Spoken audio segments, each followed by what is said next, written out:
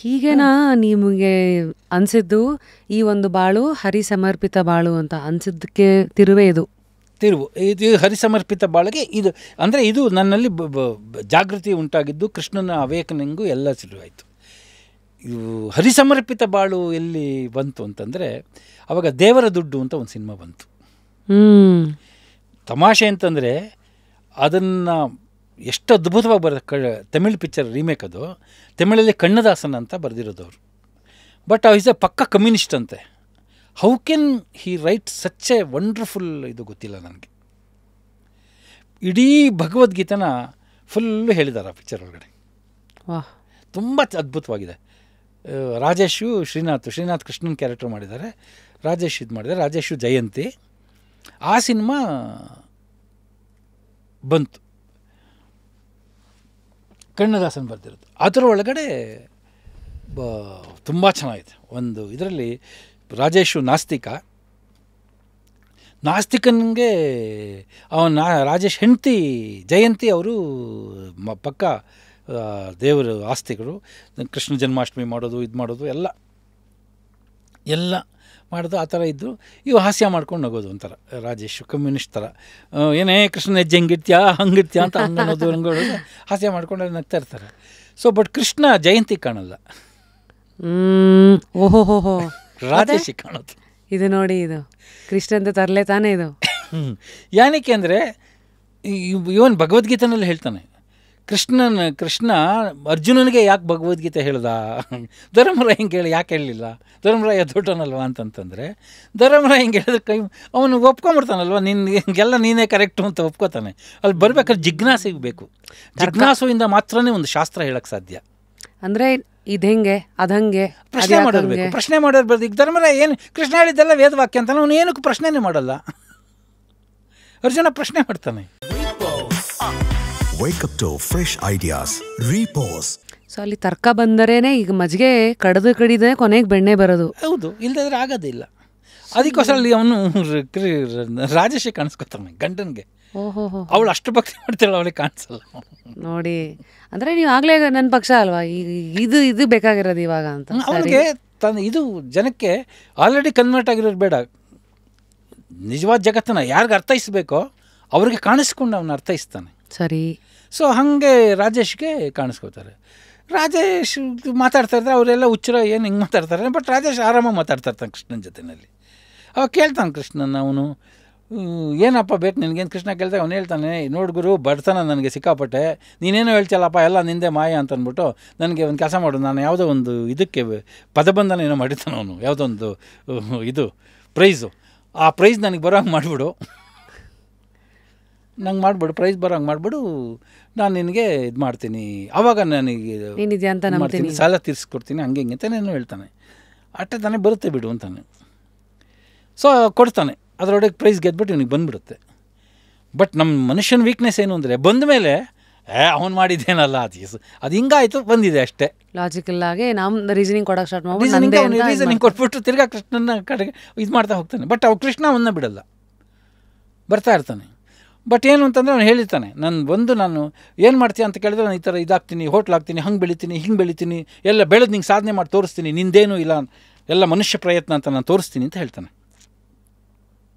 ಆಯ್ತಪ್ಪ ತೋರಿಸು ನೀನು ಅಂತ ಹೇಳ್ತಾನೆ. ಸೊ ಸಾಲ ಬಂದ್ಬಿಡುತ್ತೆ, ಬೆಳಿತಾನೆ, 5 ಸ್ಟಾರ್ ಹೋಟ್ಲ್ ಕಟ್ತಾನೆ, ಎಲ್ಲ ಮಾಡಿಬಿಡ್ತಾನೆ, ದೊಡ್ಡ ವ್ಯಕ್ತಿಯಾಗಿ ಬೆಳಿತಾನೆ. ಬಟ್ ಆಮೇಲೆ ಅವನಿಗೆ ಸ್ಟೇಟಸಲ್ಲಿ ಕೃಷ್ಣನಿಗೆ ಇನ್ಸಲ್ಟ್ ಮಾಡೋಕ್ಕೆ ಶುರು ಮಾಡ್ತಾನೆ. ಸ್ಟೇಟಸ್ ಬಂದ್ಬಿಡುತ್ತಲ್ಲ, ಕೃಷ್ಣ ಬಂದ ತಕ್ಷಣ ಇವನು ಕೂತ್ಕೊಂಡಿರ್ತಾನೆ. ಏನು ರೀ, ನಾನೊಬ್ಬ ದೊಡ್ಡ ವ್ಯಕ್ತಿ, ನಾನು ಬಂದರೆ ನಿಂತ್ಕೋಬೇಕು ಅನ್ನೋ ಪ್ರಜ್ಞೆ ಬೇಡವಾ ನಿಮಗೆ, ಈ ಲೆವೆಲ್ ಸ್ಟಾರ್ಟ್ ಆಗುತ್ತೆ. ಸೊ ಈ ರೀತಿಗಳೆಲ್ಲ ಸ್ಟಾರ್ಟ್ ಆಗಿಡುತ್ತೆ. ಎಲ್ಲ ಮಾಡಿದ್ಮೇಲೆ ಸಾಲ ತೀರಿಸಿ ಇದು ಎಲ್ಲ ಮಾಡ್ತಾನೆ. ಸಾಲ ಕೇಳೋಕ್ಕೆ ಬರ್ತಾ ಇರ್ತಾನೆ, ಇವನು ಅವನ ಸಾಲ ಮಾತ್ರ ಕೊಡಲ್ಲ, ವಾಪಸ್ ಕೊಡೋಕ್ಕೆ ಮನಸ್ಸೇ ಬರಲ್ಲ. ಬರ್ತಾ ಇರ್ತಾನೆ, ಅವ್ನು ಕೇಳ್ತಾನೆ ಇರ್ತಾನೆ, ನಡೀತಾನೆ ಇರುತ್ತೆ. ಕೊನೆ ಕಾಯಿಲೆಗಳೆಲ್ಲ ಬರುತ್ತೆ. ಆವಾಗ ಒಂದೊಂದು ಡೈಲಾಗ್ಗಳು ತುಂಬ ಚೆನ್ನಾಗಿದೆ. ಒಂದೊಂದರಲ್ಲಿ ಹೇಳ್ತಾನೆ ಅವನು, ಕೃಷ್ಣ ಗೀತೆದ ವಾಚರ್ ನೋಡಬೇಕು, ದೇವ್ರ ದುಡ್ಡು ನೋಡಬೇಕು, ದೇವ್ರ ದುಡ್ಡು ಒಳಗಡೆ ಎಲ್ಲ ಹೇಳ್ತಾನೆ. ಇಡೀ ಭಗವದ್ಗೀತೆನ ತುಂಬ ಸಿಂಪ್ಲಿಫೈ ಮಾಡಿ ಹೇಳಿದ್ದಾರೆ ಆ ಸಿನಿಮಾದಲ್ಲಿ. ಏನು ಫೋನ್ ಮಾಡ್ತಾ ಇರ್ತಾನೆ, ಫೋನ್ ಮಾಡಿದಾಗ ಅವ್ನು ಕೇಳ್ತಾನೆ, ಏನು ಇದು ಫೋನು ಮಾಡ್ತಾಯಿದ್ಯಾ, ನೀನು ಫೋನ್ ನಂಬರ್ ಏನು ಅಂತ. ಕೃಷ್ಣ ನಾನು ಮಾಡ್ತೀನಿ. ರಾಜೇಶ್ ಫೋನ್ ಮಾಡ್ತಾಯಿದ್ದಾಗ ಇದೇನಿದು ಫೋನು, ಎಲ್ಲಿಗೆ ಬೇಕಾದ್ರೂ ಮಾತಾಡ್ಬೋದು ಗೊತ್ತಾ, ನಿಂಗೆಲ್ಲ ಅವೆಲ್ಲ ಎಲ್ಲಿ ಗೊತ್ತಿದೆ, ಹಂಗೆಲ್ಲ ಮಾತಾಡ್ತಾನೆ ನಾನು. ಹೌದಾ ಅಂತ ನಾನು ಮಾಡ್ತೀನಿ ಅಂತ ಅಂದ್ಬಿಟ್ಟು ಅವನು 0ಗೆ ಡಯಲ್ ಮಾಡ್ತಾನೆ.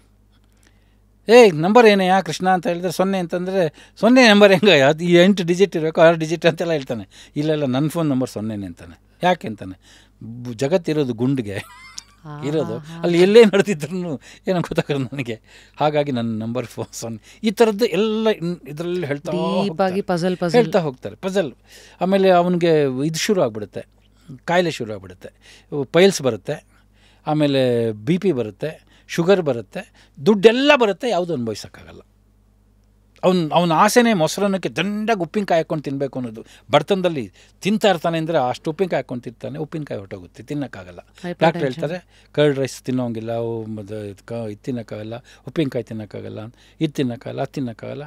ಅವಾಗೆಲ್ಲ ಬಂದು ಕೃಷ್ಣ ಕಿಂಡ್ಲು ಮಾಡ್ತಾ ಇರ್ತಾನೆ, ಏನು ಮಧು ಮೊಸರನ್ನ ಕೊಡಲಾ ಅಂತ. ಇಲ್ಲಪ್ಪ ಡಾಕ್ಟ್ರ್ ಹೇಳಿದ್ದಾರೆ ತಿನ್ನೋಂಗಿಲ್ಲ, ಬಟ್ ನೀನು ಹೇಳ್ದು ದುಡ್ಡು ಕೊಟ್ಟರೆ ಏನು ಬೇಕಾದ್ರೂ ಆಗುತ್ತೆ, ಏನು ಬೇಕಾದ್ರೂ ಮಾಡ್ಬೋದು ಅಂತ ಈ ಥರ ಎಲ್ಲ ಪ್ರಶ್ನೆ ಮಾಡ್ತಾ ಇರ್ತಾನೆ. ಹಾಗೆ ಮಾಡ್ತಾಯಿದ್ದಾಗ ಒಂದು ಸಲ ಮಾತ್ರೆ ತೊಗೋತಾ ಇರ್ತಾನೆ. ಏನದು ಅಂತ ಕೇಳ್ತಾನೆ.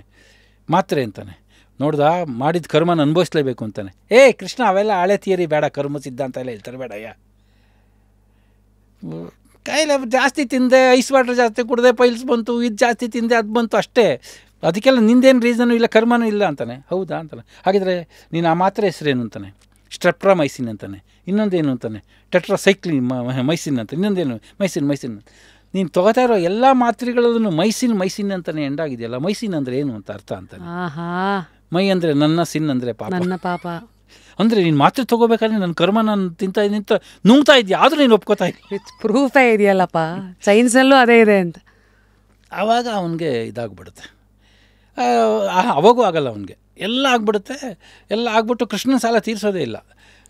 ಇದೇ ಥರ ಹಾಸ್ಯ ಸೀನ್ಗಳೆಲ್ಲ ಇದೆ ಅದರಲ್ಲಿ. ಅವನು ಎಕ್ಸ್ಪ್ಲೈನ್ ಮಾಡ್ತಾ ಹೋಗ್ತಾನೆ, ಇಡೀ ಭಗವದ್ಗೀತೆ ಹೇಳ್ತಾ ಹೋಗ್ತಾರೆ ಅವರು. ಆಳಕ್ಕೆ ಹೋದರೆ ತುಂಬ ಆಳ ಸಿನಿಮಾ. ಸುಮ್ಮನೆ ಮೇಲ್ನೋಟಕ್ಕೆ ನೋಡಿದ್ರೆ ಏನೋ ಹುಚ್ಚುಚ್ಚು ಅನ್ನೋ ಥರ ಇದೆ, ತುಂಬ ಆಳ ಇದೆ ಸಿನಿಮಾ. ಹಂಗೋಗಿ ಅಲ್ಲಿ ಅವರು ಕೇಳ್ತಾರೆ. ಇದಾದಮೇಲೆ ಕೊನೆ ಒಳಗಡೆ ಅವನಿಗೂ ಬೇಜಾರು, ಮನೆ ಮಕ್ಕಳೆಲ್ಲ ವಿರೋಧಿಗಳಾಗ್ಬಿಡ್ತಾರೆ, ಸೊಸೆಗೆ ಬೇಜಾರು, ಮಾವನ ಕಂಡ್ರೆ ಕಾಯಿಲೆ ಬರುತ್ತೆ, ಇದೆಲ್ಲ ಆಗ್ಬಿಟ್ಟು ಮನೆಯಿಂದ ಸೆಪ್ರೇಟ್ ಅವ್ನು ನೆಮ್ಮದಿ ಹೋಗ್ಬಿಡುತ್ತೆ, ಎಲ್ಲ ಹೋಗ್ಬಿಡುತ್ತೆ.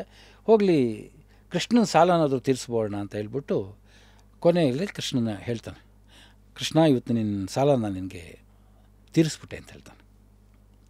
ನಿನ್ನ ಸಾಲ ತೀರಿಸ್ಬಿಟ್ಟೆ ಅಂತ ಹೇಳಿದಾಗ ಆವಾಗ ಅವನಿಗೆ ನಾನೆಲ್ಲಿ ನಿಂಗೆ ಸಾಲ ವಾಪಸ್ ಕೊಡಲಿಲ್ವಲ್ಲ ಅಂತಾನೆ.